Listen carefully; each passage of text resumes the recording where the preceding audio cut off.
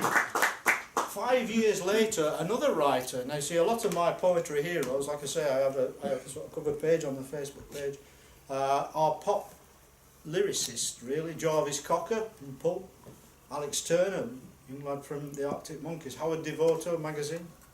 But probably the most influential in the way I look and write about things is Ron Mael. I don't know if anybody knows Ron Mael.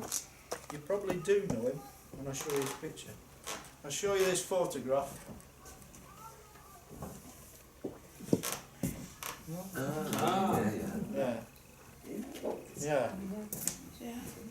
Yeah, this is a band called SPARKS, they're brothers, Ron Mael and Russell, his brother. I'll tell you a bit about, Toby Manning of the Word magazine describes SPARKS as an antidote to all that is poor-faced, self-important and depressingly ordinary in rock. They are also proof that humour and music can not only coexist but bond, mate and give birth to something between cartoon superhero and freak, monstrous yet muscular, gruesome yet gorgeous.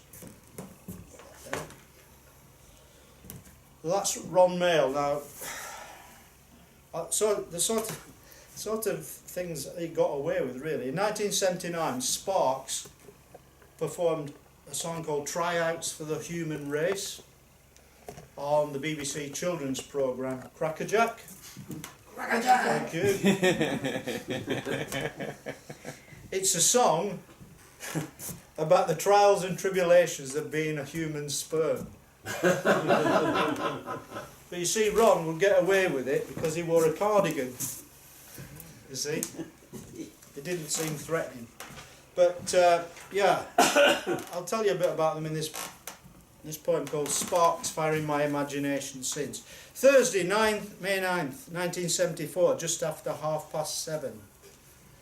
There are times, there are those system restore points in life, like Kennedy's shooting, man landing on the moon, hiding from your first Dalek and watching Hitler play keyboards on top of the pops. Piano fade in, then a boy with dark curls starts to sing, and there's Adolf on keyboards, or is it the singer's disapproving dad?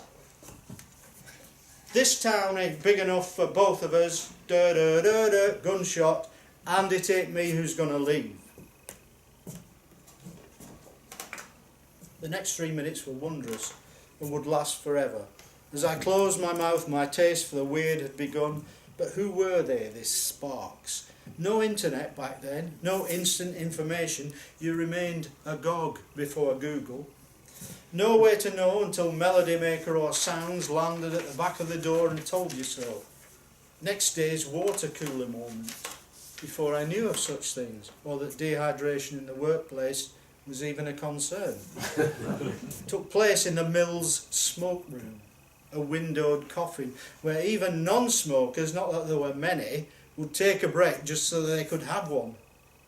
Did you see him? Hitler, scary in his teacher's shirt and tie. But this was a new Hitler, no kidding, mister. On our side, not like in comics or on TV, no longer the enemy, according to NME. The singer was Russell Mael, teenage poster boy, almost androgynous in twin-setting girl's voice. The other, his brother's grim-faced persona, was Ron, reclaiming the toothbrush moustache for the arts, long before Richard Herring even thought of it.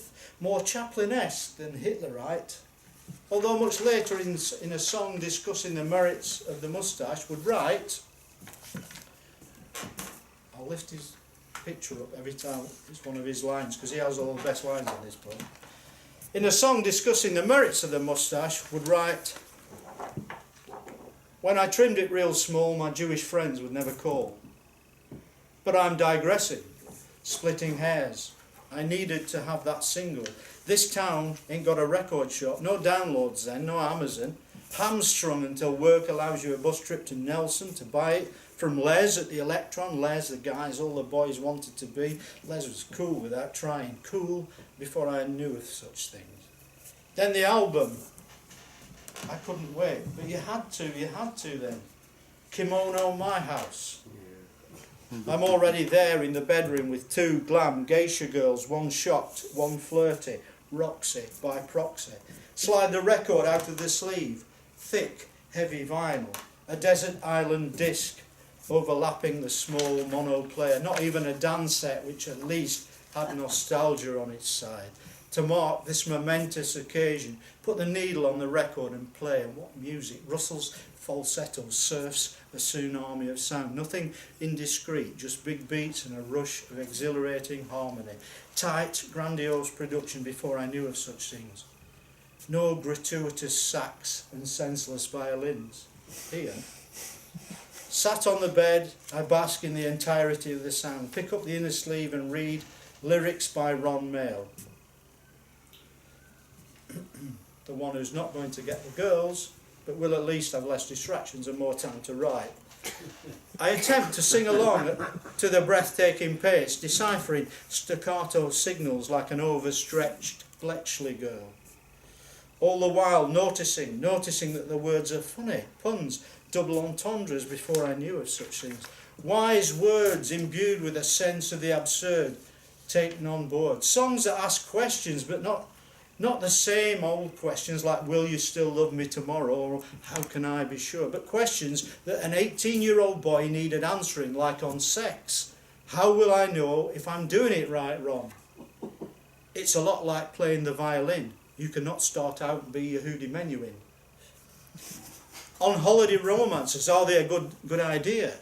I tried to tell you in the night that with a girl like you I could do without guided tours. You tried to tell me in the day that your leading exports were textiles and iron ore.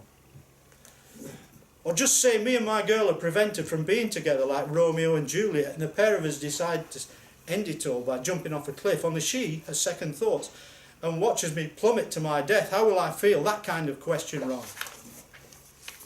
Up here in heaven without you, I'm here in heaven without you. It is hell, knowing that your health will keep you out of here for many, many years. And from a young man who works in the complaints department, the question, what if she gets pregnant, Ron? Now she says she is expecting, that's my fault for not protecting her from all the risks of passion. She's complaining, she's old-fashioned. Just give it back, no questions asked. A near subliminal opinion on abortion in 1974, almost as well hidden as the address of a backstreet clinic. Johnny Rotten would broach the subject 3 years later in far more graphic detail and with a little less discretion. But it's easier to get away with it dressed in a cardigan. 40 years on, SPARKS are still performing like musical Gallifreyans, regenerating at a rapid pace, who could start a song at tenor and then end as bass. Maybe that first sighting of Hitler tickling the ivories was the catalyst to a new way of thinking. A world of what-ifs, a third-eye imaginings told in another voice, where the words needed to be up there with the music. Was it then that I became a poet for the first time? Not literally letters on a page, but inside my head. A way of thinking, a need to find the joy in everything, to seek a smile, result, or look for laughter, bonus. Did sparks make me creative? Did they fire my passion? Leave me strolling to the beat of a different drum machine? On occasion the music has disappointed, but never the words. Those lyrical waxings cut it for me. Vinyl chapbooks that offer the alternative before it turned up anyway, from a sad-faced clown, the only wry eye in the house. A downbeat poet whose words do not cease to be poetry simply because music is tagged on. And here I name drop a lightened up Morrissey. Ron Mael, a musical genius, no question. His moustache now more Cab Calloway than Chaplin. Back then in 1974 the image drew me in, but the poet keeps me close, and I ain't gonna leave. Thank you.